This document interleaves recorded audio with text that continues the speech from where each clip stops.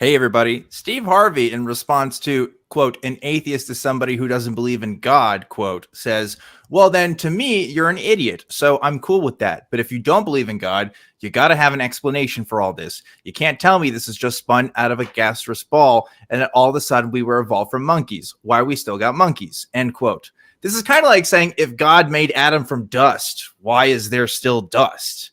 I mean, I don't believe Steve Harvey spent any time reading about the Big Bang Theory or anything about evolution, really. But you tell me, is the idiot the person who forms a strong opinion about without information, or is it the person who evaluates the claims rationally before forming an opinion? If you side with Steve Harvey, then you should give us a call because the show is starting right now.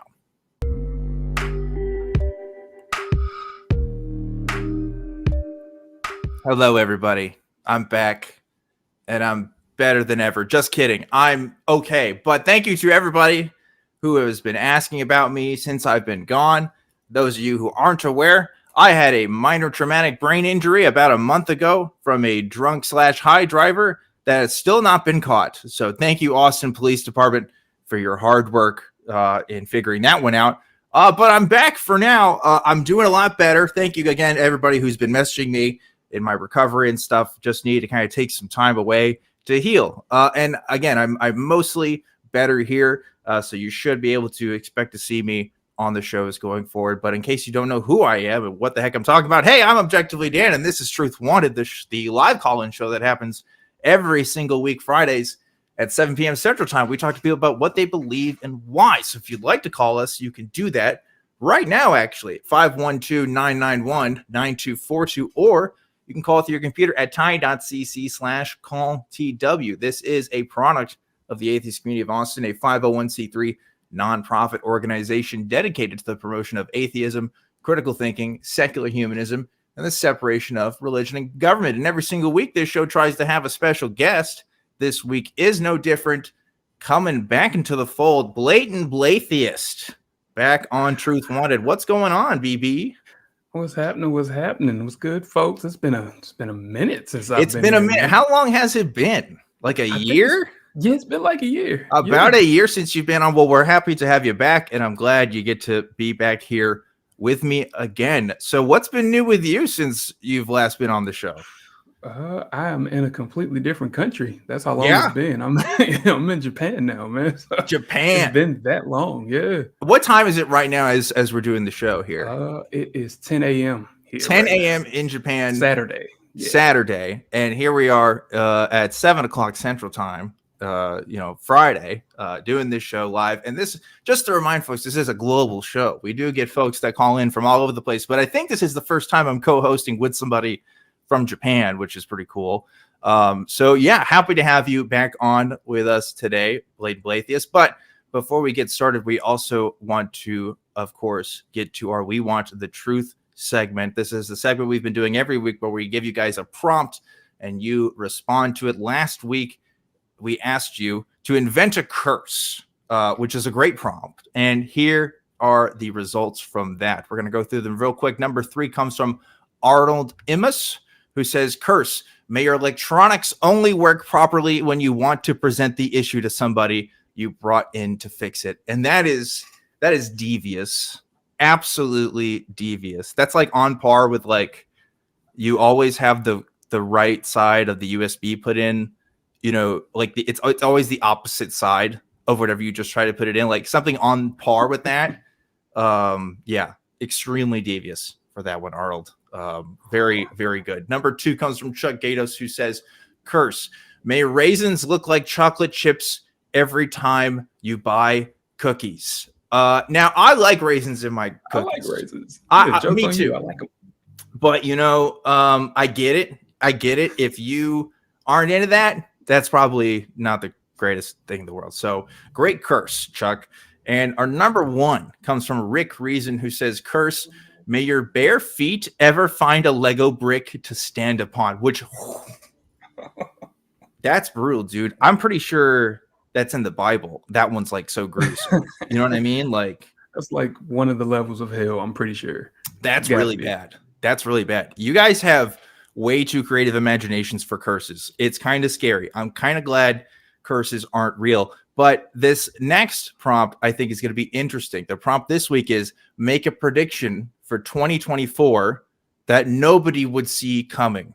So let's apply this torturous imagination here and put it into 2024, because let's be real, it's probably not going to be good things at this point. We've kind of been hoping since 2020 that every year is going to get better. I kind of stopped hoping. So, but if you do have a good prediction, maybe we can hear that too. Just something that nobody will expect, and leave your comment below, not in the live chat, but below in the comment section, and we will take a look at that next week. But for now, what do you think, Blatant Blatheist, 2024? What are you betting on that nobody else is expecting? You know what? If I'm saying something that nobody expects, it's going to be a great year. Oh, it's going to be a completely great year. Nothing's going to go wrong. No calamity. It's going to be a great year. That's a good, actually, that's a good prediction. I actually like that a lot. I hope that one's true. I was going to say Half-Life 3. This is going to be the one. You know, it's been, 20 years since 2, and Half-Life 3 coming out this year, and they're just going to drop it. They're not even going to have a trailer. If you're going to go there, then I'm going to say GTA 6 is dropping in 2024. They have the trailer. The trailer's I know, next week. on the 5th. Gotta watch that. I know. We gotta watch that. Gotta see what's going on with that. But anyway, leave your comments below and tell us what you think is going to happen in 2024. But folks, I'm back. I'm getting back on the saddle here. And again, thanks everybody for your kind messages. Turns out getting hit in the head sucks a lot. I had a lot of headaches. Been dealing with some depression. Been dealing with a lot of stuff. And I had a friend who texted me, who I hadn't talked to in a long time. Big God guy, really meant well, but was trying to wish me well in all this. And I quote said, "I hope you see God through all of this."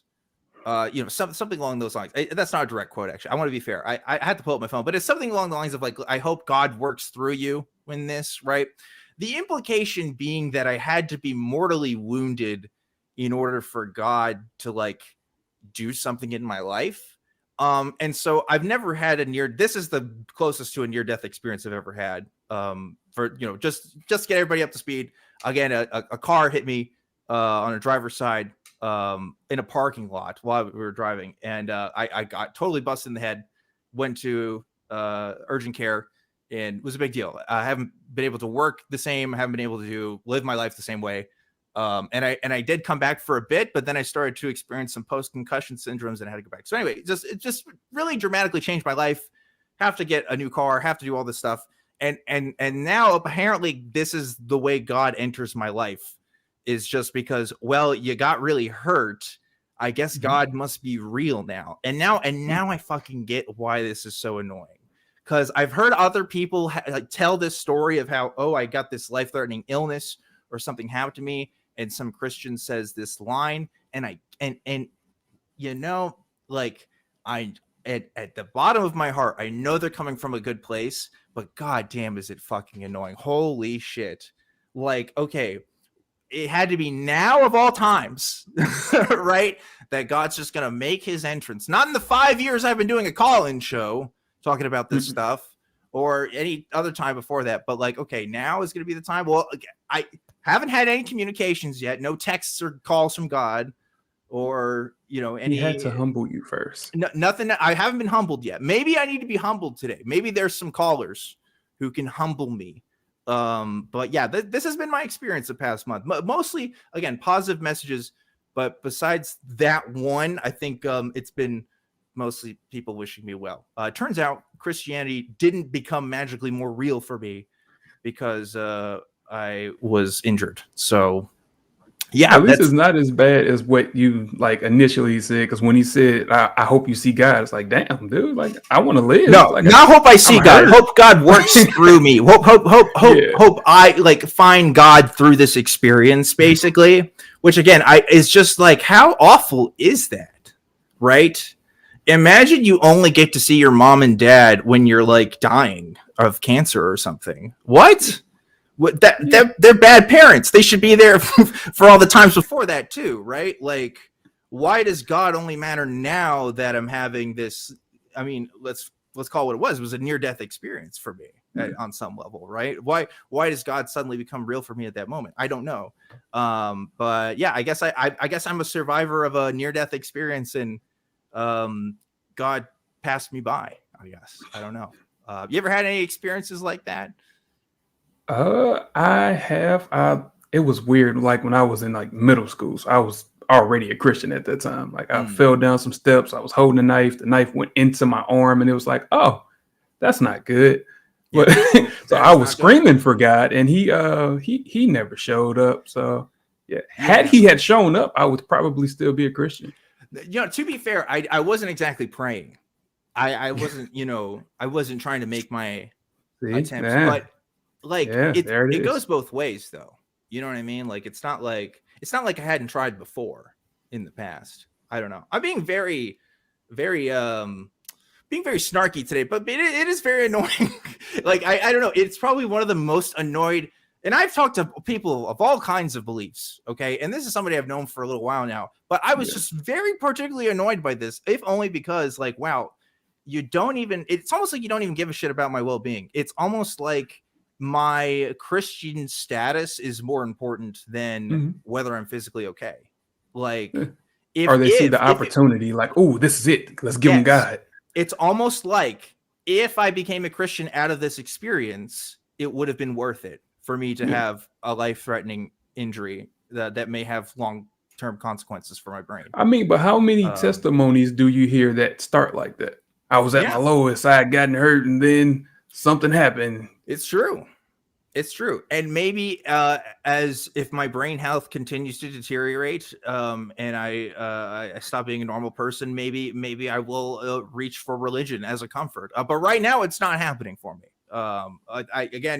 I should be okay. It was a minor traumatic brain injury, as they call it. But because I have no prior history and I'm fairly healthy, I should have a full recovery, but I'm not quite there yet. But I'm enough to where it's like I want to host because, gosh, it's been like a month since I've been on the regular hosting schedule, and I'm glad that I'm back. So, yeah, thanks everybody talking to me about that. But enough about me. Let's talk about you, Blatant Blatheist. You're in Japan now, so what's up with that? Man, I just keep moving around for my job, man. Like my family and I, we love to pick places and like, oh, I've never been there. That would be dope. Let's find a job there. So, and then we just get there. So yeah. And I don't have to pray about it. It's a really cool. That was my next question. Was whether you prayed to no. go to this next. Turns out all those years I spent praying for this, it didn't actually help. But when my wife was like, "Hey, let's just do it," and then I was like, "Oh, it got done." Who knew? Yeah. Well, imagine that. Well, maybe you have to, because Japan is a heathen nation, so maybe this is your mission field. You know what's great? I'm in Okinawa. No, okay. So Okinawa is a little Japan. Yes, absolutely. It's insane. So what's that like? There's a church on every corner. Really? I don't know if people know much history about Okinawa because it's not technically Japan, but it's Japan. Like these are Okinawan people here. And they were, for lack of a better word, occupied. So, but yeah, of course, any country that's occupied, usually what you find there is a lot of religiosity, because that's when you take something from somebody, you have to give it to them. And usually you just sell them hope and dash off with the goods. Yeah. So yes, a lot of that here. To give that context, because we do have people who watch this from all over the world. In case you're not familiar, Okinawa was a occupied land by America.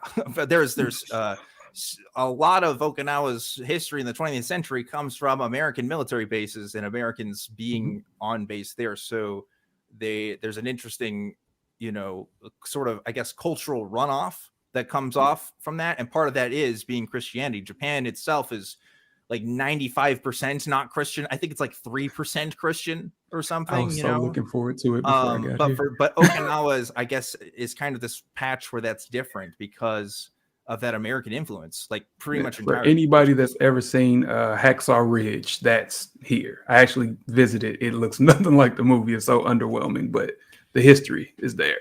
Yeah, very jealous that you could live there. But you know, as somebody who's doing the kind of content creation and stuff that you do online, has that impacted at all the people around you? Do people around you care about that? Have you told people about your YouTube channel and stuff like that? I don't talk to people about my YouTube channel because I work with Americans. Yeah. And I'm like, I work with mostly Christians because I work with Americans. So it's like, you stay over there. I'm not coming to the potluck. I'm the only one that wears a mask at work. I'm not coming. Right. Speaking of I got to ask you this because and you know, I'm probably going to ask you this. Are you one of like 5 black dudes in Okinawa? How many black dudes are actually in Okinawa? Because I imagine the numbers. Like the crazy thing is, it's such a large military presence here. There's a lot of us, so I see a lot of black people. Yeah, interesting. I that actually makes sense. I bet there would be more I bet there's more black people per capita in Okinawa than like any other part of Japan. Actually, that probably makes sense. I guarantee it. Yeah, I guarantee you that's the case. That's really interesting, huh? Wow. So yeah, living in a completely foreign land with a different foreign and this is something I thought about. Part of my deconstruction experience was just like, man, you have a country like Japan, that, I mean, as far as I can tell, is made of good people, right? Has a different understanding of ethics, but a system of ethics for sure that seems to arrive almost completely independently from Christianity in all forms, right? I mean, yeah, there's a history of like Catholic missionaries and, you know, that stuff, but mostly unsuccessful attempts, right, to bring Christianity. In fact, Japan, interestingly enough, part of the reasons they had their borders closed for so long because they were like, we don't want Christians over here. Like, we actually want to keep our religions. And so, like, you have a history of a civilization like that. I mean, that personally got me thinking, not Japan exclusively, but, you know, living in America, you only think about America, right? When you actually think about other people growing up in other places with other systems of thought, it's just like, well, what makes my thing more true than their thing, right? You know, I don't know. Is there anybody else that's there that's, I don't know, that can see that cognitive dissonance, you think? Or is that just a weird nobody thought I've talked to yet? Yeah, nobody I've talked to. Yeah. I guess you don't have the whole religion conversation too much with folks. If you, I really like I try to avoid it because people are weird.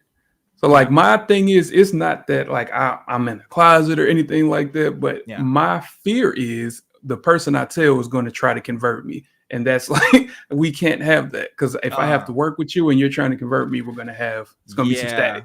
With the coworkers and stuff. Yeah. I just feel like, because like, and you can relate to this directly, because it's like when the religion conversation comes up, I'm not just like your regular non-Christian guy. I'm like, well, I've spent hours of my life in recorded audio and video format, like talking about this. So it's like, I'm very hesitant talking to coworkers about anything I do with this stuff. The one time I did like open up about it was like, 2 years ago when I was still living in Colorado. And it turns out one of my coworkers was actually atheist. So we just sat around talking about it all the time. We were on a night shift too. So we just chat about the shit all the time. But haven't had that experience before or since. It's almost like it's not an embarrassing experience. But one, I would say being a person that like does podcasts and stuff, I don't want to be like the guy that has a podcast, because like that's kind of more of a thing now. But also like, just the subject matter, it does make it weird when, if you know, it's not like it's every day, but when it comes up, right, and it's like, what's your opinion on this? And it's like, I have way too many thoughts for like a casual conversation. Do you experience that? Because like I've had that several times where it's like, I don't know how to handle this because I will overthink this, you know? And like I have to like try to parse my words and like I don't want to. I'm a very obviously blatant person, but it's not my intent to offend anybody. You know what I mean? Sure. So it's like, but in your channel, I'm not spiritual. No. For those who haven't seen Blatant Blatheist content, you do comedy content. You're not afraid to make fun of some of the sillier aspects of that kind of thinking. So like, you're not afraid that somebody will see that and be like, oh wow, you're like totally disrespectful to my religion, and we can't be when that happens. And I say when that happens because I predict that it will. That's my prediction for 2024. So when that happens, it's gonna be like, okay, yeah, let's actually sit down and watch it. And if you don't want to do that, then what's the point of having the conversation? Just move along. Yeah. Because if you can sit there and watch it and tell me why it's not funny, other than I'm offended, then because I don't care. Even when I was a Christian, you can look at this shit and say, "Oh, that's absurd." Like, come on, like this is you have to see the absurdity in all this crap, even if you believe it still, because you can talk yourself into believing it still. But I think there's definitely a Christian tradition that sort of emphasizes and celebrates the absurdity. Exactly. I think my understanding of Christianity sort of leaned in that direction, because like what do we literally mean when we say there was a man that had a boat that had all of the animals in the world on it? Like, do we literally think that's true? Like, I think a lot of the Christians in my life, probably if you got down to brass tacks, really didn't think it was literally true. I think that they maybe found inspiration from those stories or whatever, but like there is a kind of just absurdity there with modern thought that just doesn't mesh, right? Yeah. And I think that was like why it was such a big part of my whole deconversion, because it started with me looking at just funny stuff about Christianity, and that led to actual atheist comedians, because that's how the algorithm works. So yeah, when I started looking at that, I was like, oh, I shouldn't be laughing at this. That makes too much sense. Yeah, definitely true. Well, we are about at that time where I think we should be talking to some callers, because this is a call-in show, and I'm happy to start talking to you guys again. But before we do that, we have to thank the patron of the week, because every single week we're always giving a shout out to at least one person from the Truth Wanted Patreon. I want to thank everybody that donates on the Patreon, but we always give a shout out to one person every week. This week's patron of the week is Lindsay Bennett. Thank you so much, Lindsay. And thank you, of course, to everybody that donates. You guys are awesome. And I'm going to go ahead and take our first caller, if you're ready for that. Blatant Blatheist, you ready? Let's get it. Okay, cool. Let's dive right into it. We got Phil calling in from Texas. Phil, you're live on Truth Wanted. What's going on? Gentlemen, Dan, we're so happy to have you back, and I'm so happy to meet Blatant Blatheist. I love that. I'm going to make my name Caucasiast. Phil, I'm gonna directly advise that you do not do that. I think we should let Blatant Blatheist have his thing and just let it go, you know? But that's just my opinion, Phil. It's a free country. That is referential and subordinating. I will not do that. Listen, before we get started, I have one bone to pick with you, Dan, personally. All right. Lay it on me. I've come in second place on the joke thing 5 times in a row. And I'm convinced you're using Dominion voting machines, and I'm releasing the Kraken. That's pretty good. We do have a lot of so what's great about this community is that if you pay attention, the same names do come up. And if you look at the comments every week, I mean, the funniest ones do come from the folks who are actively commenting every week. So it is kind of voted by consensus behind the scenes with everyone. It's not my decision. It's several people's decisions is how we pick that top 3. So no Dominion voting machines required. It's literally a cabal of secret Truth Wanted production team members. So it's even worse.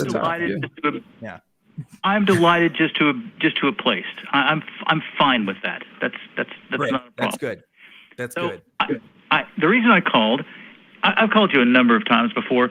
I follow a lot of crackpot channels, and every time, as politely as I can, I try to introduce a little bit of science or a little bit of common sense, I get blocked.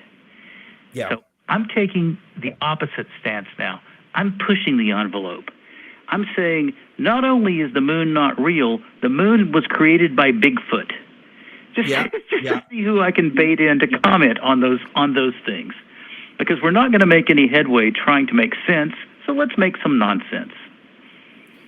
Yeah, it's an interesting strategy. I think this kind of falls under the umbrella of what do you do when you see this kind of content, like what's the counterattack measures? And I think I wish it was simple. I wish I could give you an exact formula, and it's not. It doesn't work. I think like your strategy there, right, is kind of introducing a cognitive dissonance within people's beliefs, right? You're kind of saying, well, look, if you can make this presumption and come to this conclusion, why can't I make this presumption and come to an equally absurd conclusion, right? And that works if you folks like us who think about logic and think about rhetoric and think about all this stuff every day. But like for the average person, it just may not work because it just sounds too outlandish, right?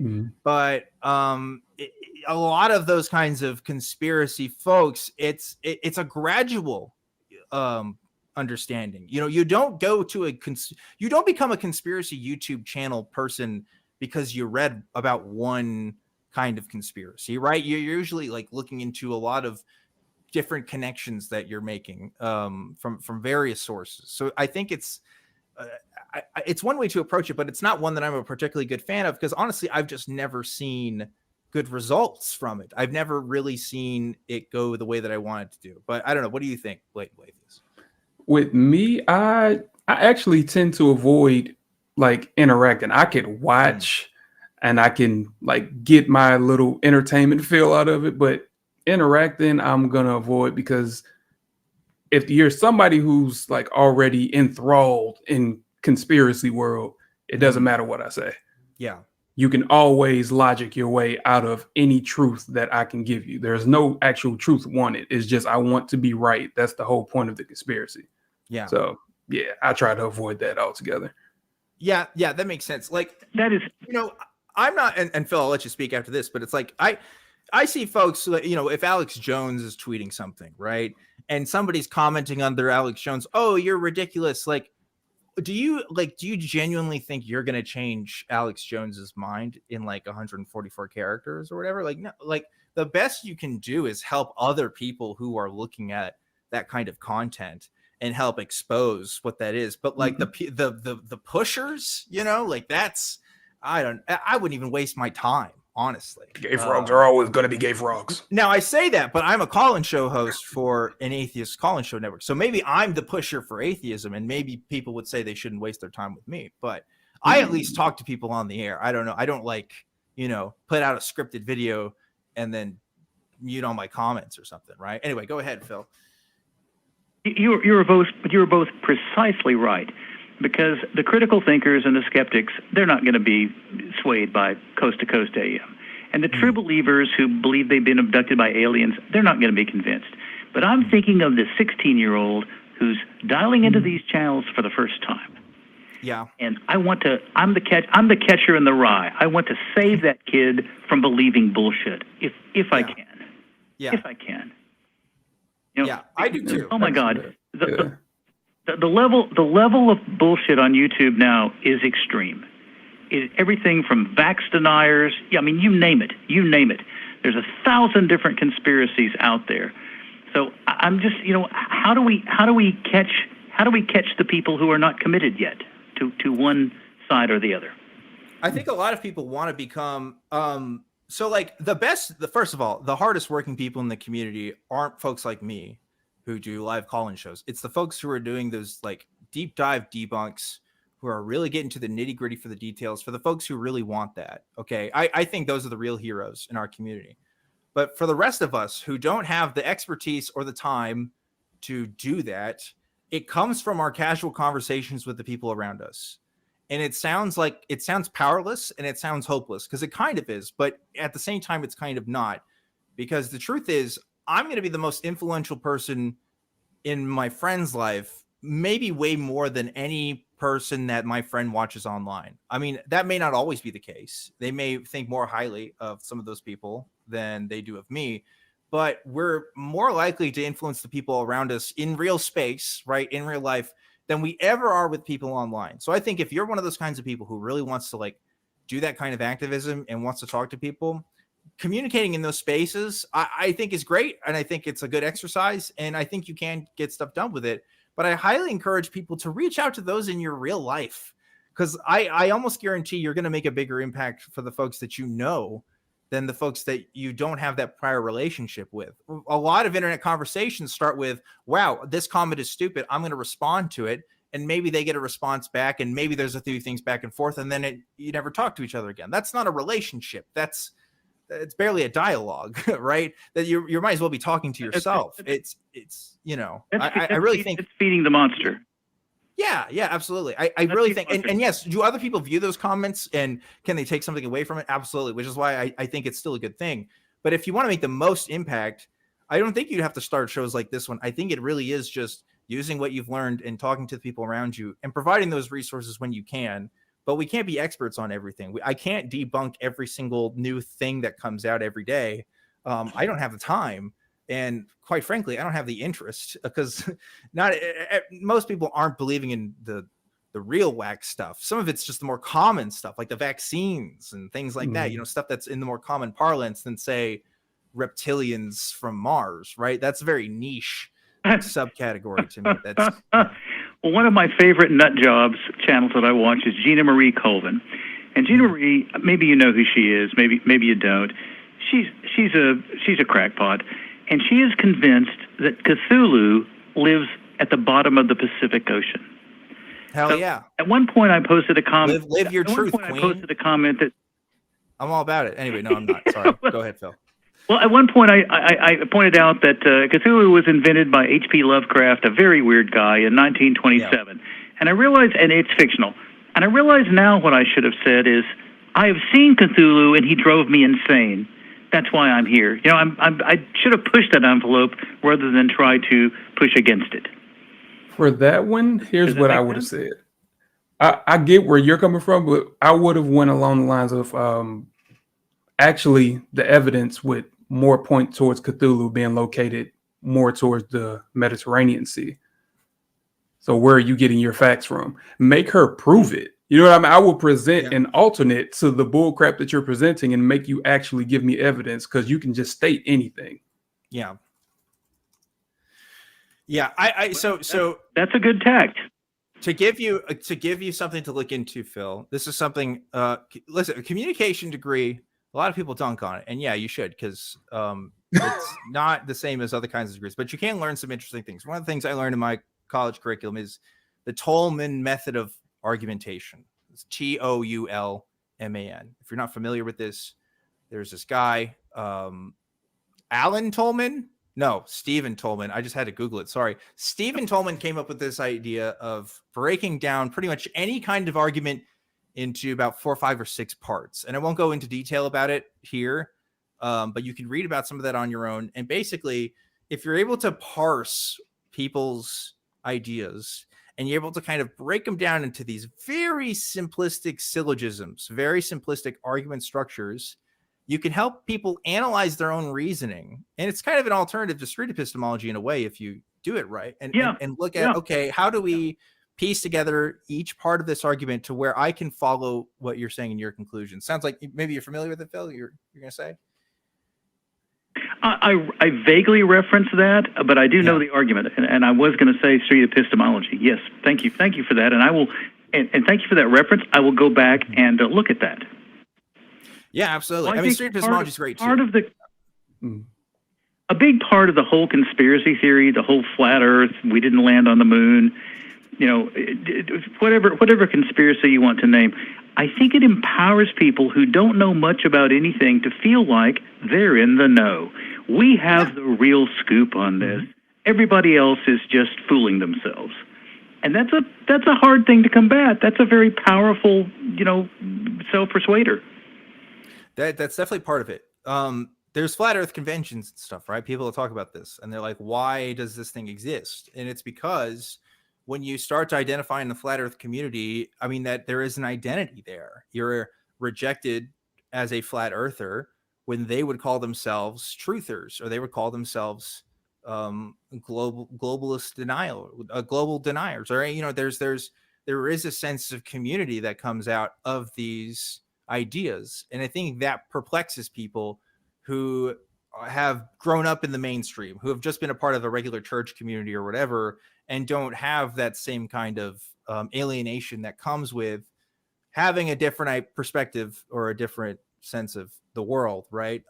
We get this as atheists. That's why we have the Atheist Community of Austin. I mean, I think an institution like this is important so that we can talk about our own ideas and our own perspectives. But, you know, we're also going to be way more open doxastically, right, than communities like the Flat Earth community. I in my opinion, I don't know. That's my take. But yeah, there is, I think you're right, a sense of community identity and empowerment that does come with sharing some of those ideas. I don't know. What do you think, Blatant Atheist?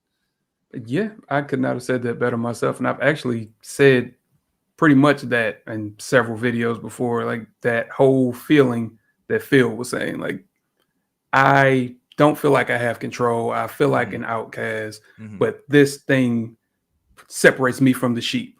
It makes me feel special. It makes me feel like I have control. I know what they don't want me to know. You know what I mean? It gives you that empowerment. So yeah, I definitely see that's a tough spill to break. Yeah. And to go even further on this idea, it can be an extension of trauma in some regards. You may be familiar with folks like what comes to mind is the Hotep community, right? Folks who have different interpretations of the lineage of Black Americans in particular, but Black people in general, but also Black Americans in particular. Different ideas about slavery, different ideas about their entire culture, and people have wondered why this specific cultural phenomenon exists. And it's often been speculated, or at least recently been speculated, that like, look, to know the real truth of it, which is that life is just shitty and people are shitty and there's shitty institutions that affect people. That's almost too much to swallow. Yeah. Same thing with other things, right? It's better to believe that there's a secret cabal of pedophile rich people that are controlling the world, and not just like, oh, capitalism is a thing and causes class division, and you know, some people have more money than others and it's not due to necessarily anybody's fault. Like, that's just it's easier to put it in the hands of people than it is you know, forces. It's just it literally is the same thing that creates religiosity. All this cannot be happening for nothing. There has to be a reason, and it's empowering to feel like I know the reason and I'm going to try to give it to you. And that makes you actually feel like you're special. It makes you feel like you have something to give to the world. It's a lot. Well, it's a lot. And you know, there always has to be the enemy, whether it's the Illuminati or the Masons or the Vatican or the Girl Scouts or the Cedar Creek Volunteer Fire Department. There always has to be some enemy to point at, to blame everything on. Yeah, and you know, life is more complicated than that. We have a lot of enemies. There's not just one thing happening. Yeah, 100%. Well, gentlemen, I'll let you go. Thank you for taking my call. Blatheist, I'm so happy to find you. I will go to your channel. And Dan, I'm so happy you're okay, buddy. Thank you, Phil. Thank you. Really appreciate it. And again, I've already said this twice, but thank you, because I did get a lot of messages from folks seeing if I was okay. Also, fun fact, I did see some people saying it was some sort of conspiracy, like unironically, some sort of conspiracy, me being gone and that I wasn't actually injured or something. And that's really surreal. That was pretty wild for me, being on the other end of that. But thankfully, that was a very small number of people. Good call. Any thoughts on that, Blatant Atheist? Last no, man, that was great. Yeah, that was great. Thank you, Phil. Yeah, thank you, Phil. Great topic of conversation, and something we talk about a lot on here. The mindset of how people get into this stuff. It's confusing for the average person, but there is some psychological forces at play for sure that get people into these beliefs. Before we get to some other calls, though, about the trauma. Yeah, for sure. Before we get to some other calls, we have some stuff I got to get out of the way here. If you want to support the ACA, you should definitely get a custom engraved brick and become part of the library's legacy. We have a campaign going on for that right now. You may have seen it. If you haven't, here's a video we're going to play for you right now. Have you ever wanted to make a permanent impact on the Atheist Community of Austin? Help support our space for free thought by buying a custom engraved brick to be laid on the building grounds to help raise funds for improvements. Our building has stood as a beacon for years, bringing people together. But 3 years of emptiness due to the pandemic have taken a toll, leaving it in disrepair. Help us restore this hub of connection and support by buying a brick. Moses had his stone tablets, but we're doing our own version. Join our brick fundraiser and let your engraved messages stand the test of time, minus commandments. Visit tiny.cc/ACA bricks for more information. Yes, check that out. I need to get my brick. I plan on having a brick, and I guess it'll say Objectively Dan on there and not my real name, but yeah, that's going to be a thing. My government name, as I should say. Government. Really, I am. Is Objectively Dan not the real me at this point? If you as a listener only know me as Objectively Dan, you know, I don't know. I have brain damage, so don't take what I say too seriously. Probably don't have brain damage. Let me clarify. I have a minor traumatic brain injury. It is not brain damage in the permanent sense. At least I don't think so. I probably shouldn't joke about that. But regardless, I'm going to move on. So here's some more things I should talk about. If you want to support the show in other ways besides buying a brick, there's a couple ways you can do that as well. We are now accepting super chats, and we will be reading them live on the air if they're YouTube appropriate. And you can do that like right now if you're watching. So check that out and give us a super chat if you want us to read one. Another way you can support the show is by donating on the Patreon. It's tiny.cc/PatreonTW. A couple different tiers on there. And as you know, of course, you'll get your name shouted out during the show if you donate. And last but not least, you can also support the show by becoming a member. You get emojis in the chat, your name gets highlighted, and you will be immune to the slow mode, all for as little as 99 cents per month. Pretty cool if you ask me, so check that out if you haven't already. And Blatant Blatheist, we have open lines right now. Open lines. Where y'all at? Are you afraid? Are the folks at home afraid to talk to us? What do you think it is? That's what it seemed like. It seemed like I feel like there's not enough truth that's being wanted. Truth. Can you not enough tell being us some, wanted. Tell us some of that truth, Blatant. Do you have some truth? Some truth bombs? Did y'all know I'm black? Yeah. Yeah. Damn. That's fuck your head up with that one. Shit. Well, you got me. You could have fooled me. I'll tell you that one. That's well. Mind normally blown. This is the part of the show where if we have a lull in the calls, I do go into my segments called the Truth Bombs.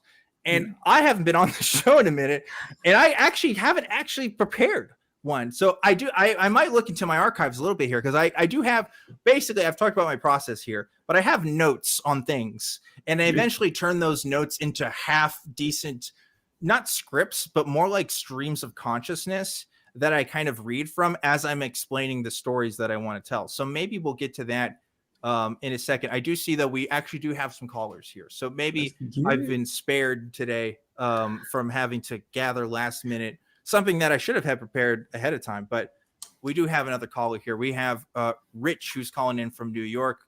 We'll take you now, Rich. You are live on Truth Wanted. What's going on? Hey, how you guys doing today? Rich, I'm doing fantastic. Rich, how's it going for you? All right, and how you doing, Blatant? Hey, I can't complain, brother. How you feeling? Good.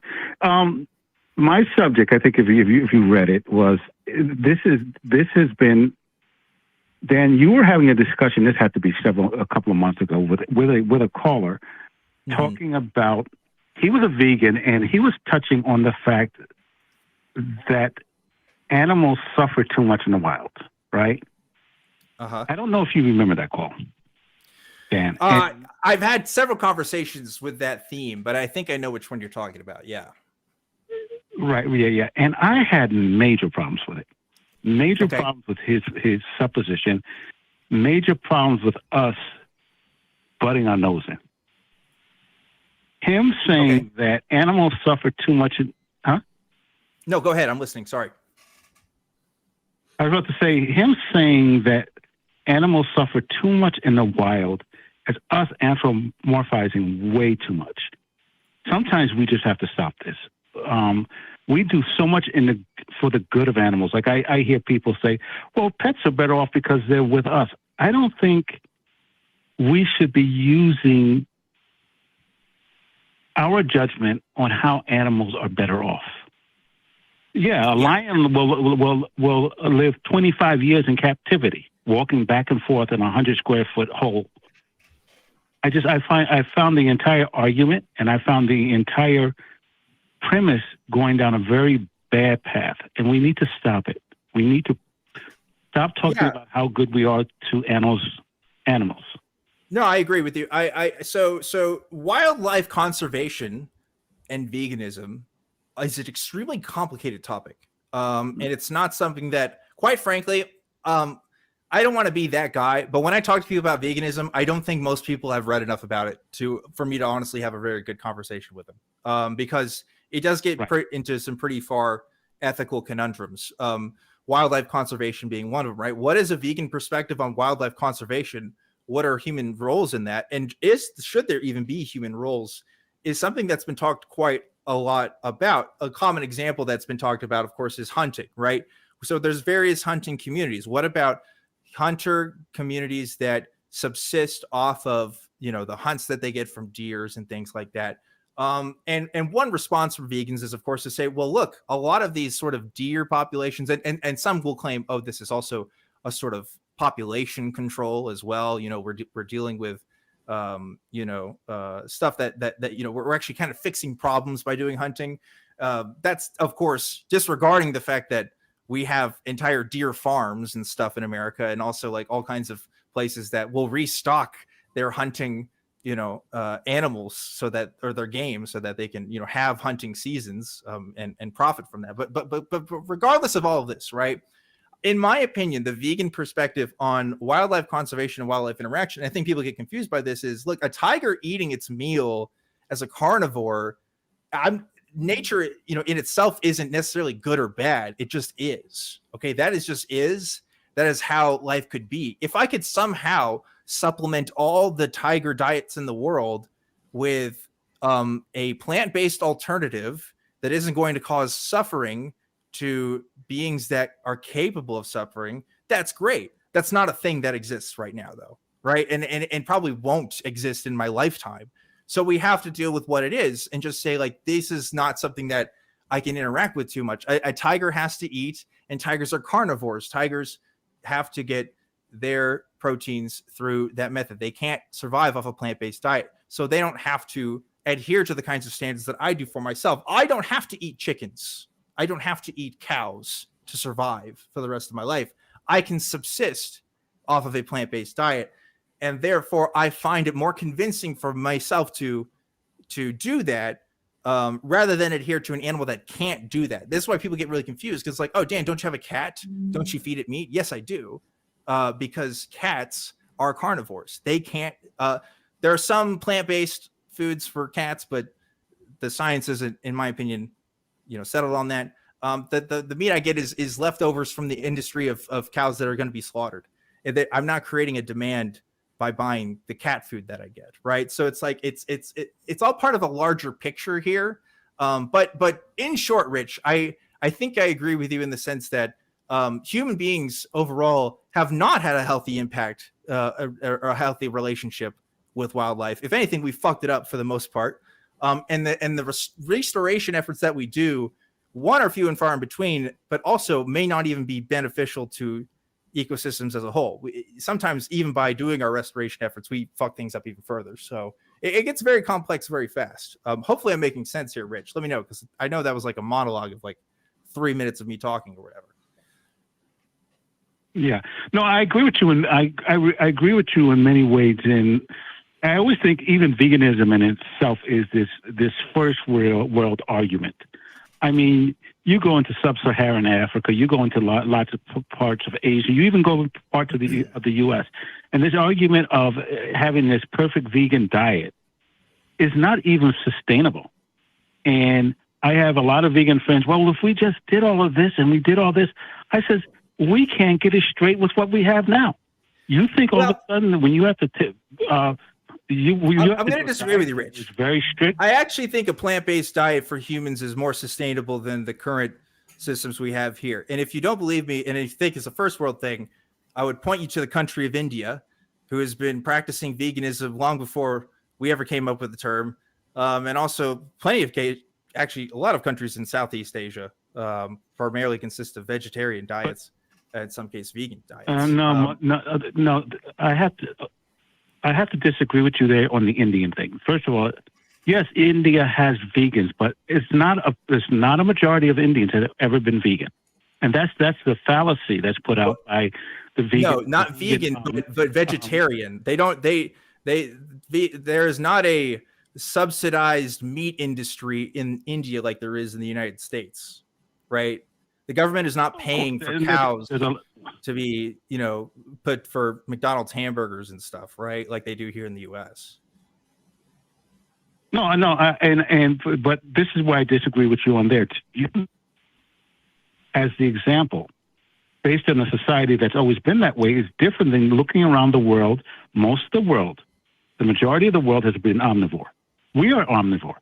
Sure. And to think that we're going to change the world where we go vegan, I think is a misplaced. I find that very misplaced, and I find Rich, do you think we shouldn't be atheists then, because most people aren't atheists? No, that's. I don't think. First of all, I don't think you can. I don't think the difference between atheism and that is because as an atheist, we say we don't believe there's a God because we have shown no proof of a God. But you cannot tell me that an omnivore diet is not good for human beings and it doesn't work. Well, that's not the argument, right? What you said is we shouldn't even try because most people aren't vegan. And I'm presenting to you this idea. I'm saying, look, most people in the world are not atheists, right? That has never been the case. Well, actually, that may not be true. For most of since post-farming societies, most people have not been atheists. Okay, right? So, but here I am on this show every week talking about it. Should I just give up because most people aren't this thing? No. I think it's a weak analogy. My problem with your analogy is this: is that when I talk about the rest of the world, I'm talking about the rest of the world does not have. What's the name of the word? They don't have the privilege to do it. There's a lot of places that don't have the privilege. They don't have the systems. They don't have the logistics and everything. In most places, but I'm sorry, Rich, I don't want to interrupt you, but does that make it impossible? Because it doesn't exist now, can that infrastructure not be created? Maybe it can, but I don't think it's necessary. First of all, I find nothing morally wrong with eating animals. Absolutely nothing. I don't find absolutely anything morally wrong to raise an animal to eat it. Okay, so Rich, do you have a dog? Do you have a dog or cat? No. Have you ever had a dog or cat in the past? As a pet? Yes, I have. Okay. Would you care if I ate that dog? That's not the same thing. No, wait. No, you said you have no problem with people eating. You have no moral problems with people eating animals, but suddenly you care. Why? No. Wait. Let's step back here. No. I'm approaching your claim here. There's no moral problem eating animals. Yeah. I want to eat your dog, and you're not letting me. Let's look at it like he's not coming. I'm sorry. Okay. Wait. No. Let's take a different example. Rich, I have a cat. If I have a cat, right? If I cook up my cat tonight for dinner, would you have a problem with that? Let's talk about me. No. If you wouldn't have any problems with that. If you raise, okay. If you raise your cat to eat that cat, I have no problem with it. Just like people raise cattle every day, they raise goats every day to eat that goat. Okay.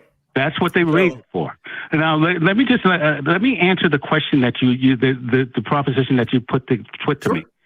To say that because I have no problem with people eating animals, yes, I have a problem with me going and taking something that belongs to you and you find precious. You're the one who puts the value on that animal, that one animal. That's what I was going to get at, Rich. Let's say that your pet died of natural causes, and instead of burying it, Dan shows up with $10 and says, "I'll take that off your hands. I'm hungry." Is that okay? Again. That's false analogy, because we are talking about now something that I made an emotional attachment to. I didn't say you didn't have a right to make an emotional attachment to an animal. That's a totally different argument. Okay. What if I took a dog out on the street, Rich, that didn't belong to anybody, lived its life independently from human beings, and I ate it, would you have a moral quandary with that? No, because people do it in Vietnam, they do it in Thailand, they do it in Laos all the time. So that dog has no moral value to you whatsoever. No, it doesn't. Okay, what if I found a gorilla that was out and about, and I decided to eat that? If I put a value, I put a value on saving species. Okay. Yeah, I do. Wait. These are like the arguments that people make when they talk about should we kill everybody in a village if we think one of them is going to set off an atomic bomb. You are going to the nth degree in this argument. We're not talking about these nth degrees. I'm not talking about the fact. This is something that happens every day. People eating animals happens all the time. That's right. That's right. And I have no problems in the context of people eating animals. Yeah. If you go to Vietnam, people eat dogs every day. I agree, and I don't think it's right. Because that's what. Because you that's have the difference between yourself and myself. Because in our society, we have put an emotional bond to that animal, the dog. I agree. In Vietnam, in Vietnam, they don't have that. So why is it okay for you to sit up there and say that they're wrong and they have a moral problem because they eat dogs? Because I believe that animals. Well, let me answer your question. I believe that animals, and mammals in particular, are not that far off from human beings in terms for their capacity to suffer, right? If you look at the integumentary systems, if you look at the systems of nociception, the ability to feel pain, right?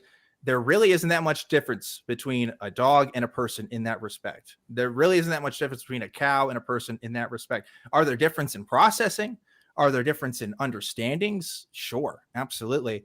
But if we're talking about base levels of pain, base levels of the ability to suffer, I don't think humans are exclusive in that regard. I wouldn't find a baby off the street or a child off the street and cook it and eat it, because I think that child has a capacity to suffer, and I don't want to cause suffering to other beings who have a capacity to suffer. Likewise, dogs, pigs, cows, I think they all have very similar capacities to suffer to that of human beings, and therefore that should be respected if I'm to be consistent in my principles, right?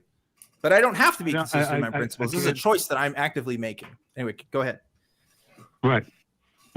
And again, I think again, I have a problem with the analogy that you're making, because you keep anthropomizing too much. Wait, I'm about to answer that.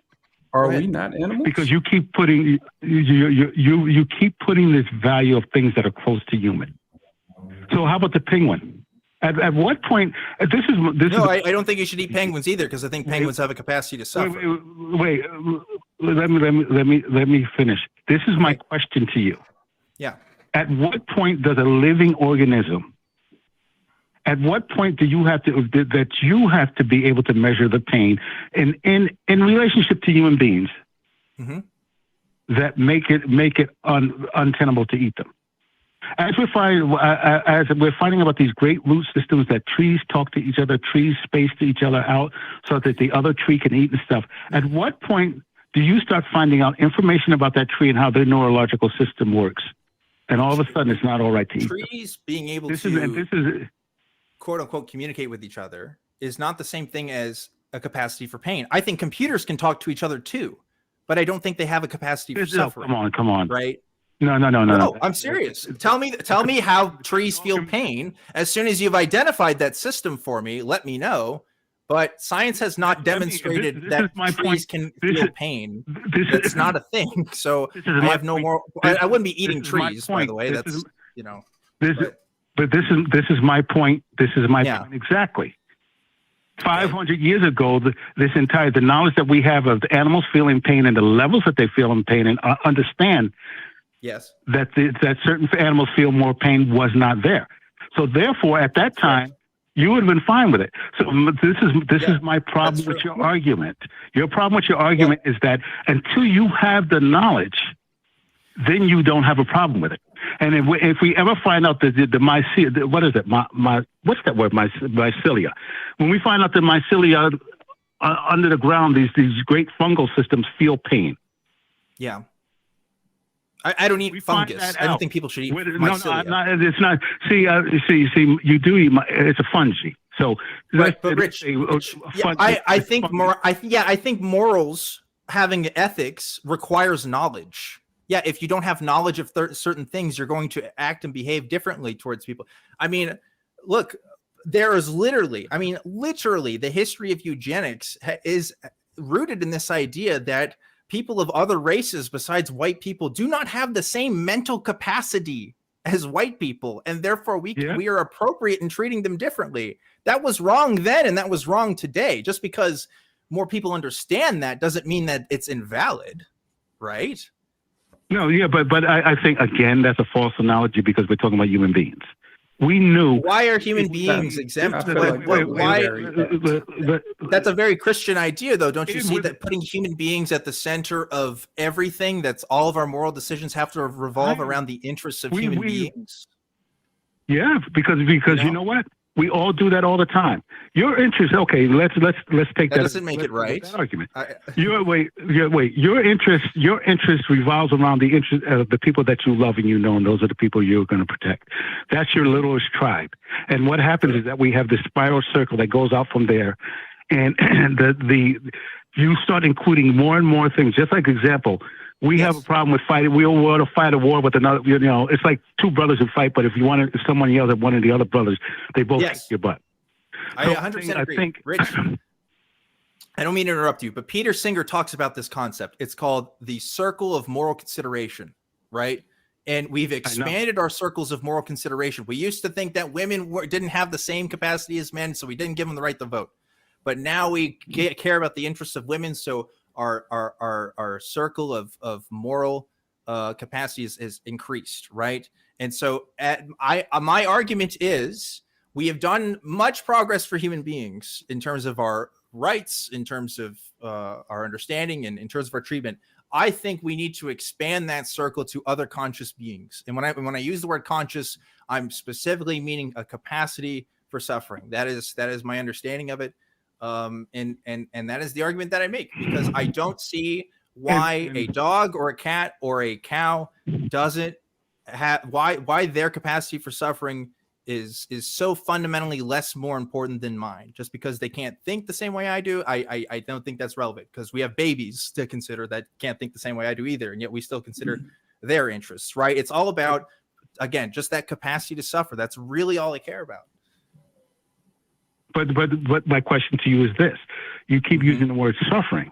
So based on what you're saying there, and let's extrapolate it out to what this other guy was saying then. So that means that the animals suffer so much more in the wild because they have to fight every day. They get killed. You have siblicide. You have all these things going on in the wild. Why don't we stop that? Because they're suffering. It's not about we're suffering. It's different when the suffering is a natural occurrence versus when we're causing the suffering. Yeah. The thing is, we do try to stop it. My question, wait. We spade cats, for example, when we neuter animals because we try to implement measures of population control, because that's something we can do. I can't stop a cat from attacking another cat in the wild. If I could, I guess I would try. I don't know, because cats don't need to eat other cats to survive or whatever. But ultimately we exist in the same system. So yeah, we're limited in our abilities to be perfect about it, but that doesn't mean we can't try or that we shouldn't have any standards whatsoever. I think that's also a fallacy. But all your standards are very human centric, and they all is about being comfortable with you. You just used the example of the cats, and there's so many cats. If we didn't domesticate the cats and we didn't feed them, and if we didn't keep them artificially alive, that would not be the issue. So the issue really is about domestication of cats. So our need and it's not even a need, our penchant to want pets because we think we're doing such a good thing, it goes a far way to causing many of these problems. So I say that if you truly care about the animals, get rid of pets. Stop feeding birds. Stop doing all these things that make us feel good for low key, Rich. I'm kind of a pet abolitionist. Feeding those little birds. No. What you're saying is I think there's a logical conclusion there, which is why you'll find that many vegans are anti-pets.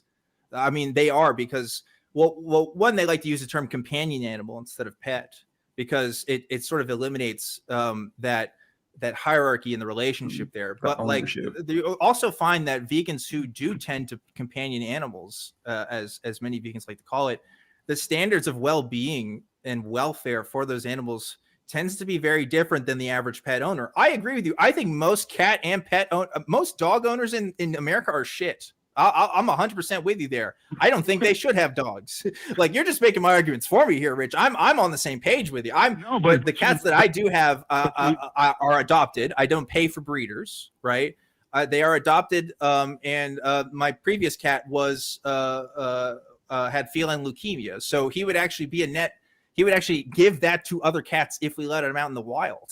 So, you know, I try to, like, if I'm going to have an animal, I want it to be as ethical as possible if they're going to be in my house, you know, but I don't know. But you see, this is the problem with your argument for me is you're saying, well, I'm a good pet owner. I have not met one person that I have this argument with me and they say, well, it's all those other pet owners. I agree. But people are hypocrites. No one should be a pet owner. You're probably right. I think ultimately no one should be. Yeah, I unironically agree with you. Yeah. Yep. And I think if we're going to really talk about, if we truly talk about loving these animals, then we should restrict ourselves. I have this crazy idea that we all live in basically cities, and we have pathways from city to city. We have certain zones where we grow food and everything, and we leave the rest of the world wild. We don't even visit it. We look at it from afar because when we visit it, we fuck it up. Like, for example, like the only thing I'm going to say here is we have the capacity to make this happen, but we cannot create an infrastructure for veganism worldwide. Like that, those don't seem to mesh. Because if we can do that, we can just. No, I disagree with you in this sense. That what I'm talking about is how we exist, and I'm talking about we don't have to have urban sprawl. We don't have to have suburban sprawl. We do that because we all want our own little fiefdom of an acre or two with our fence up, so that we don't have to look at our neighbor. I agree, but I think we're going all over the place here. Yeah. You know, I know. Of course, let's try to dial it in just a little bit. I've been talking a lot here also, and I want to make sure Blatant Blatheist gets your piece of it. But let's try to wrap this up in the next minute or two. Yeah, I was letting you go because I'm at a place where, like, okay, I get it. Yeah, it's morally reprehensible. And then I'm going to go to Burger King at some point this week. Like, I'm not there yet, so I'm letting you have it. I think this conversation has been great, and it's a conversation that it's something I'm trying to fess out, and I don't, because I'm so busy, I don't have time to sit down and really coalesce these thoughts together. And I've done some reading on it, but Dan, when you had that guy on it, really it sparked me. And I gotcha. I love your show. I listen to it all the time. And I'm glad that we had this discussion. We actually didn't yell at each other or curse. I love that. That's cool. I think I said shit at one point, but it wasn't at you. I think I was talking about pet owners. So yeah, we didn't curse each other out. Yeah, it was a great conversation. That was the other reason I was quiet. If you ever get to Western New York, I hope to meet you. I know I've met a lot of the other guys from, you know, like the Atheist Community. But thanks a lot for the call, and I'll let you guys get going. Thanks, Rich. I really appreciate it. And it wasn't, and sorry you didn't get to participate as much in that Blatant Blatheist. It is kind of a pet topic for me. I was like, he's going. Because I am the only vegan host of the Atheist Community of Austin. And so, you know, and let me tell you this. I see our other hosts, they take the vegan calls and they do it wrong every time. And I'm not afraid to tell them that they do it wrong. But I can't tell them what they can and can't post on these shows, okay? Yeah. Look, I've thought a lot about this, and I've made the decisions I've made because I have to follow the conclusions of my thought. And what I've found in doing this is that there's a lot of people that do agree with me, like in thought or in spirit at least, but they can't make those commitments themselves in their lives. And I understand that. It's hard. It took me months to be able to do that. And I don't blame people for that hesitancy. But I don't want anyone to ever come at me and say that my position doesn't make sense or there's problems with it, or, you know, because that is where I'm going to tell you, no, actually, I think I can defend this fairly well. It's not perfect, sure, but what moral position is, right? Like, I truly think that people just haven't thought about this enough, and that the arguments they think are really good really just aren't. But anyway, that's my 2 cents. What do you think? I was with you the whole way. Like, yeah, damn, I probably shouldn't, but you know, I'm just not there yet. You got to make that decision for yourself. I can't lead a horse to water. Can't make him drink it. That's it. That's my take. But let's do a quick announcement real quick, and let's get to some more calls about some other stuff here. It's that time of the year again, folks, where we're opening up the Atheist Community of Austin merchandise vault and giving you an opportunity to pick up some of the limited time items you may have missed. So maybe you became a fan of this show later in the year and you saw that there were some cool shirts that went by. We are bringing back the 5 most popular shirts from this past year, and we're putting it in the vault, but we're only going to do this till the end of December. This is kind of a thing we started to do yearly now, and people seem to really like it. So check out those shirts. And if you don't like that color orange, we got different colors for you there, but those are the 5 most popular shirts that we've had, and we're going to let you guys take a look at them. We have a discount code as well called The Vault that you can type in to get 10% off your entire purchase. And that's including all of our other merch as well, not just our t-shirts. So go to tiny.cc/merch ACA if you want to do that. And lastly, if you want to hear the content in audio only form, you can go to tiny.cc/AEN podcasts for all of the latest shows, including this one. So check that out if you have it already. Okay, let's give Blatant Blatheist a chance to have a conversation here, and it's not just me talking this whole time, right? I think that's fair. Let's get to our next caller here. We have Andrew who's calling in from Florida. Andrew says that atheism is bad for children and families, and atheism supports divorce, which is interesting. Andrew, you're live on Truth Wanted. What's up? Hello, gentlemen. I see trends, especially here in the West, where secular families are much more likely to get to embrace and adopt divorce and actually get divorced or live together without being married, and then religious people. So I think that trend is harmful. It's caused mostly by secularism. So when I say atheist, I really mean like secularists. Okay.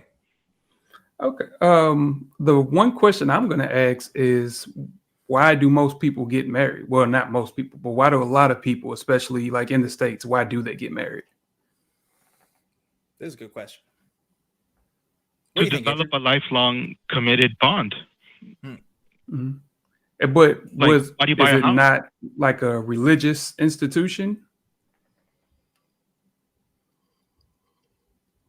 Yes, it is a religious institution, primarily. So I don't think secularism is. Yeah, I mean, I was married at a courthouse, so you can. There's secular marriages as well, but I don't think being an atheist has anything. Well, actually, well, if we're going to look at it, the vast majority of people that are married are probably going to be Christian, because Christianity dominates America. Yeah. Am I correct? Am I right there? I think Andrew clarified, though, just to bolster Andrew's claim, right? Because he did. I think he clarified to say secularism instead of atheism. Okay. So in that respect, I think I would agree with you, Andrew, in that, you know, secularism, especially in the United States, right? There is a trend between more people in the U.S. being secular and divorce rates going up more. But my question is this a bad thing necessarily? That's where I was going. Right? That's where I was going. Yeah. Can divorce absolutely hamper families? Yes. I totally think it can. But is every divorce bad? I don't think so. I think some divorces are necessary. In fact, I think most divorces are necessary, right? A divorce is the result of a marriage that doesn't work. Yeah, it failed. Yeah. Nobody gets divorced because they're so happy. Right. So why would you want to be and continue in a relationship or in a family lifestyle that isn't making you happy? Yeah. I see. That's a good point. If it stops making you happy, you know, you should leave. That is complicated because it's mostly a problem because there's children involved. Mm-hmm. I was going to get there too, Andrew. I'm glad you said that. Yeah. I mean, but how many kids well, I guess adults now, how many adults do you know that grew up in a household with parents that hated each other but stayed together for the kids? How do those people look at marriage now? Most of them are single because marriage just seems like a horrible thing. You know how much trauma comes out of being in a household with two people that don't want to be together, and those are the people that are in charge of your life? That is very traumatic. Yeah. That's where arguments start. That's where abuse starts. I don't think divorce is the culprit here. Yeah. I would say no, divorce is not really the symptom, right? It's harmful relationships. I would say that two wrongs don't make a right. That separation, can take kids out of toxic environments. It can. It doesn't guarantee it. But I would also say that what causes toxic environments, we should look into that. I think religious people and secularists can agree to that. But divorce doesn't solve these problems. You bring that toxicity to your next relationship, and so the children is part of two toxic households now instead of one. I think it's easier to fix one toxic household than bring them into two different toxic households and be separated from both parents. That's an interesting point. Yeah, that's possible. And I think that you're right in the sense that, look, it's not like divorce isn't necessarily going to solve that base issue there if it's a personal problem, right? If it's a toxic individual, as you mentioned. But sometimes it's not even just toxic people. I think divorce happens because two people just can't get along in the way that they could, right? I agree with you that, yeah, there's some relationships that shouldn't have happened in the first place, right? Because there's something else going on that should have been addressed. But some people are married for 50 years and they're different after 50 years. They just change. And I don't think that's a bad thing. I think that's just how life is. Maybe the question is marriage the institution that we should be coveting as the greatest thing in the world? Or are there other kinds of institutions that we can develop that, can circumvent some of those issues? I don't know. But I don't think that divorce in itself is a bad thing. I do think it's sometimes the thing you have to do. Mm-hmm. What do you think about that, Andrew? Yeah, I think what caused the problems in the first place, I don't think divorce will fix it. I think the problem will persist because I think you guys would agree, most of the time it's a personality problem between both spouses. They've developed a personality problem. And I think this is where we will disagree. It can. That can happen, but divorces happens for a myriad of reasons. It could be one person cheats or one person can't stop lying. It could be two people that argue. There's so many reasons. Develops an addiction. It could be somebody has a job that lets them stay away from their family and can't take care of them in the same role. I mean, there's a million reasons we could look at it here, But anyway, go ahead. All right. Sure. What I was trying to do is give one example, I guess. Okay, sure. Sure. So one example would be a personality problem. I don't see how divorce would even fix that. How do you fix a personality problem if it's with you psychologically? And I think it's harmful. Well, let's stop right there because divorce isn't fixing that. What it's fixing is the having the freedom for those two people to make decisions independently from each other, right? Mm-hmm. And from that family unit. That's not going to fix the psychological issues. That's what like therapy and stuff is for, right? But divorce is going to separate you legally, financially, and honestly, and for some people morally, from the duties that come with being in a marriage, right? Yeah. And sometimes that means family caretaker roles are changed. And that does have an impact on the child if there's a child involved, right? Inevitably, it almost always does. And that is unfortunate. And I regret that happens. But that child is also going to be affected by an unhappy marriage, right?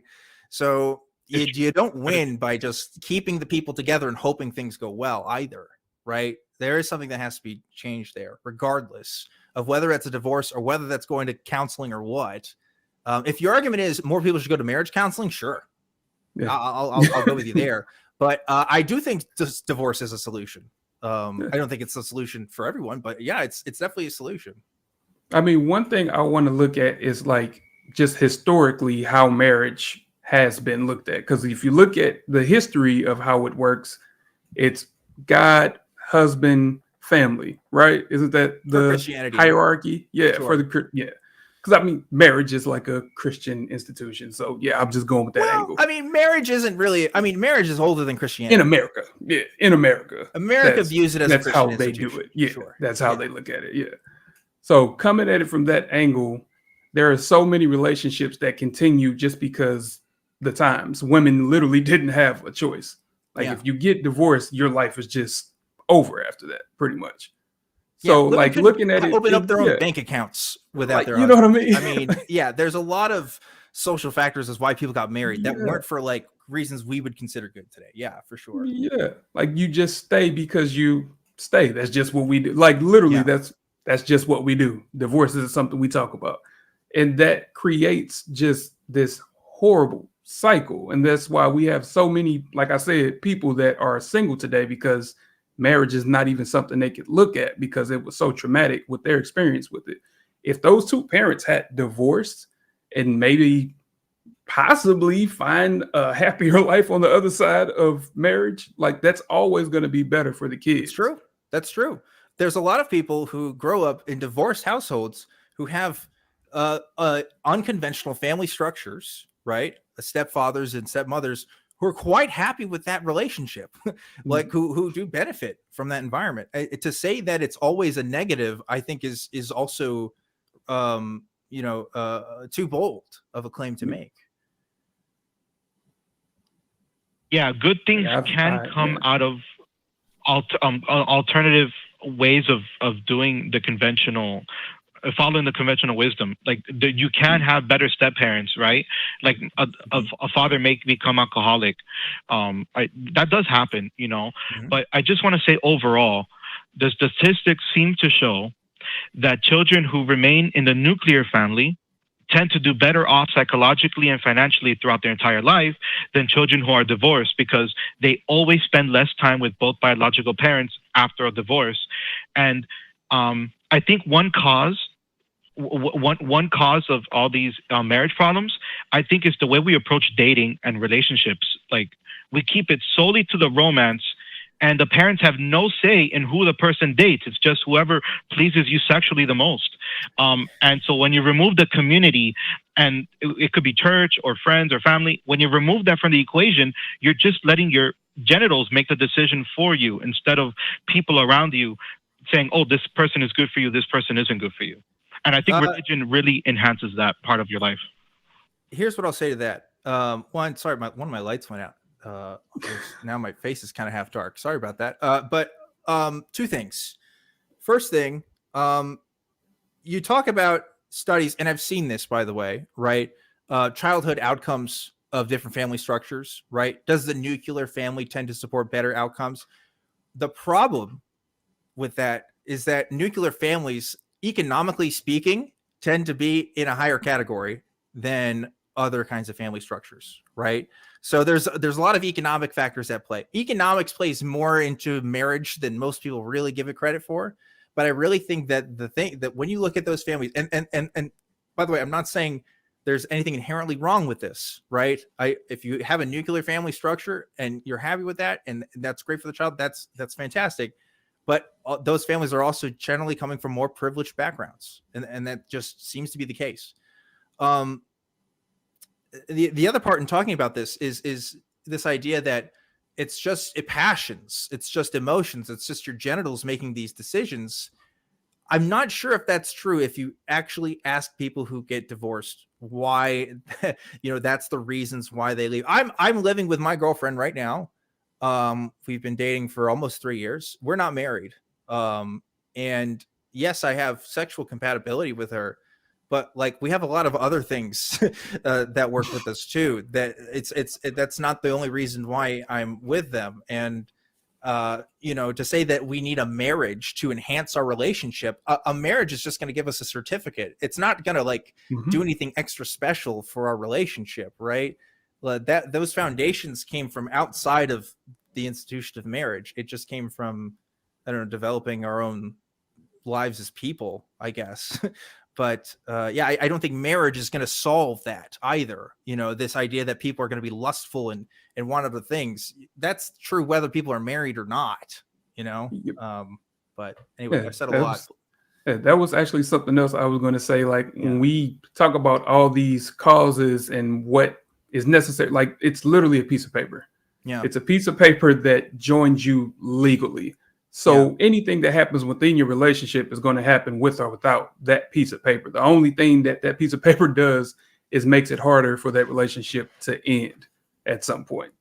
So the divorce thing, like it, of course, people separating, we could talk about that causing issues within a family dynamic. But as far as actual marriage, the institution, marriage being something that keeps people happy or keeps the relationship healthy, that's literally not a thing. It's not a thing. The relationship is going to be the relationship with or without that piece of paper. So that's true for kids as well. It's not going to matter for the kids whether or not the parents have that piece of paper, right? It's whether the parents are in the kids' lives. So yeah. Okay. Okay, I get there was 2 points there, so I guess I mean we have time for one only. You say it's just a piece of paper.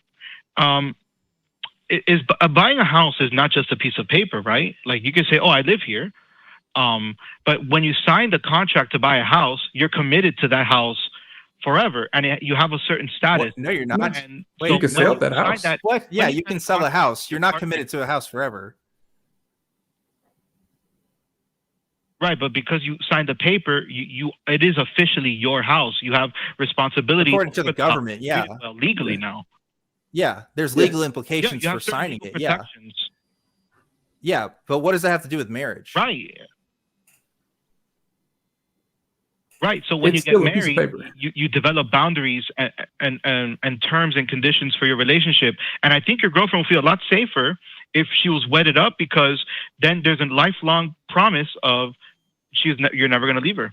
And so I feel like hey, but divorce exists though. That's not a promise that I'm never going to leave her. That's just the thing saying that our assets are tied together. Or he's an atheist. He's an atheist. The secular stuff is going to come into play in their relationship. Why would that make her feel any safer to have a piece of paper?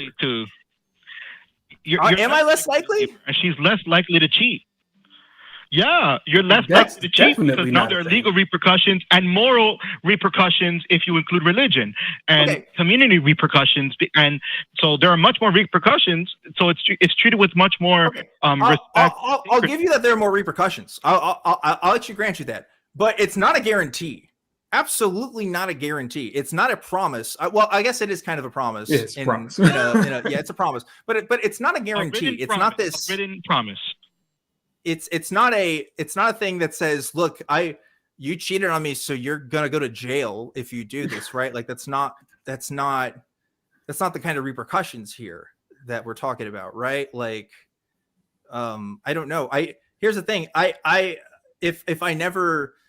don't need marriage to like have that safety of knowing that my girlfriend's never going to cheat on me. Like I just want her to just not do it. Like like that's the thing. You don't need marriage in order to have a lasting, long, loving relationship, period.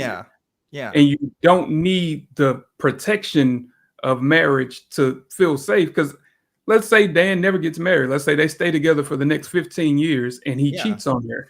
There's going to be the same amount of repercussions. It just won't be any legal ramifications unless they sign a lease together. Right. Or also, like, let's say we never get married. Does that mean that my relationship isn't as meaningful because we never got married? I mean, I wouldn't think so. But all right, I have the perfect analogy. Okay, go ahead. I have an analogy. And let me know what you guys think of it. And be quick, because we are at the end of the show, so we're gonna try to wrap things up, but we'll finish on this. I'll be quick. Go for it. Analogy. Imagine the U.S. becomes friends with China. Okay. They can just shake hands. But isn't it better if they have a treaty with a bunch of paper and a bunch of terms and conditions? It'll enhance. I feel like America thinks what it's growing a lot. Yes, think but America also just if thinks you look it's at foreign long. policy, if you if you actually, and I'm not an expert in this, but if you've ever been to a 101 class on political science and you look at world systems, one of the most prominent theories of world systems, right? World systems theory is that we are in a state of anarchy. In other words, international agreements between countries don't actually kind of matter. There's a reason why we have fucking the Gaza situation happening right now, right? Like, yeah, those things like kind of matter a little bit, but it's nowhere near a guarantee. It's more just like a precedent. It's more just like a boundary that's kind of being set. But again, it's not a guarantee. Yeah, if we're doing international arms trade, sure, I'd like to have paper. I would hope there's paper. Yeah. I don't need that for my relationships, my interpersonal relationships with people. That's the difference. I don't think that analogy holds up too well. Because if I'm married and I cheat on my wife, then I have to deal with my wife. In international conflicts, it's going to be a little bit more to go. Like those are ramifications. Those are ramifications. So it's a different thing. Different things there. But anyway, Andrew, does that make sense? Like, I'm really not. I hope I'm not coming off as like belittling in my tone here, because I feel like we're kind of being a little. We're having fun with this conversation, but like I am very serious about this. I don't think divorce is the sort of evil that you may have initially presented it as. If can it lead to harmful outcomes? Absolutely, but I don't think that's the divorce part. I think that's the people part of the equation. I was going to say the people part, because I don't think you can make any blanket statements about marriage in any way, because people are going to be people and every person is different. Every relationship is different. Thus, every marriage is going to be different. So you can't just make a blanket statement about it. Yeah. Yeah, no, it's cool. It's cool. You guys made some good points. Blanket statements aren't helpful in any case. I just think marriage, my final word, is probably the best way to manage a lot of the dysfunction in human nature, especially with children involved. So nice talk, gentlemen. Have a good one. All right. Thank you, Andrew. I would say laws are better, but well, the anarchists in my community would disagree, I think. But I don't know. I don't know if marriage is the institution, the be all end all institution for the best management of people. I've never been married, and I get along okay. So but maybe I was affected by other people that were married. Maybe that argument doesn't hold weight. I don't know. People are gonna love each other regardless of whether they're married or not. I would hope so. I mean, like, I don't know. I just don't think it's the biggest deal in the world. Also, it's not a Christian thing. It's been around for a long time, and people get married for lots of reasons. It used to be about like, land disputes and stuff. Now it's more like, I don't know, who's going to help pay off the college loans? That's what most of my people are talking about these days, anyway. But I'm still waiting for my goat. I'm kind of pissed off about it. Yeah. Maybe you might be staying in Okinawa a little longer than you thought, depending on how things go. But Blatant Blatheist, I'm so glad we got to have you on the show today. Folks, we do have more callers on the line, but we got to wrap things up because we are running out of time. But there is going to be an after show in the Discord. If you go to tiny.cc/ACD Discord. And I wasn't going to be on, but I'm feeling better, and I think I am going to be on. I was like, I think I only have enough in me for one live show, but I'm still doing good. So I'll go by there too. Me and Blatant Blatheist will hang out, go to that Discord link, and we'll come talk to you guys in a little bit here. But before we wrap things up, I want to ask you, have you ever said, I love the stuff that the ACA makes, but I wish there was a way we could just get it all the time in my brain 24/7? Well, we have not one, but two live streams you can tune into that are 24/7 live streams for AXP and Talk Heathen. Check that out. There's pretty much always people commenting 24/7, which is really cool. So little communities have started there. Check those out if you haven't already, and listen to some of your favorite hosts or discover hosts you never heard of before. So tiny.cc/AXPTV and tiny.cc/HeathenTV to join in on that. Blatant Blatheist, thanks again so much for being on today's show. Loved having you. Yeah, if love being here. People want to find out more about you, where should they go? You can find me at Blatant Blatheist pretty much anywhere. Like literally go on a thing and type in Blatant Blatheist, and I'm the only one. It's a very unique name. It is a very unique name. You picked a good one. So good job with that. And yeah, Blatant Blatheist will be joining me in the Discord in just a second. So go check that out. Last but not least, we have to thank the wonderful, fantastic, amazing, stupendous crew that helped make this show happen every single week. And let's switch to that crew cam in just a second. Oh man, we don't have everybody up there, but we do have one crew member way up there on the screen. So that's awesome. There's more than just one person working behind the scenes. I can tell you that. And we they're also usually not frozen. Usually not frozen, but we also have Kelly, who is our backup host. Give a quick shout out to our boy Kelly for representing and sticking behind the scenes in case I die on camera or Blatant Blatheist dies on camera and the show must go on. The prompt this week is make a prediction for 2024 that nobody would see coming. So comment on the video and your comment might be read for next week's episode, and we'll be sure to put Phil at second place again. Oops, I wasn't supposed to say that part out loud, but it was actually right there in the script. Sorry, Phil. So yeah, tune in next week to see the top 3 answers for that. And really, that's going to be it for tonight's show. Blatant Blatheist, do you have any words of wisdom that we can close out on? Seek truth and stay open-minded.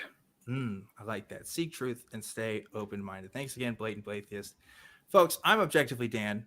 This has been Truth Wanted. Remember to always keep wanting the truth, and I'll see you next time.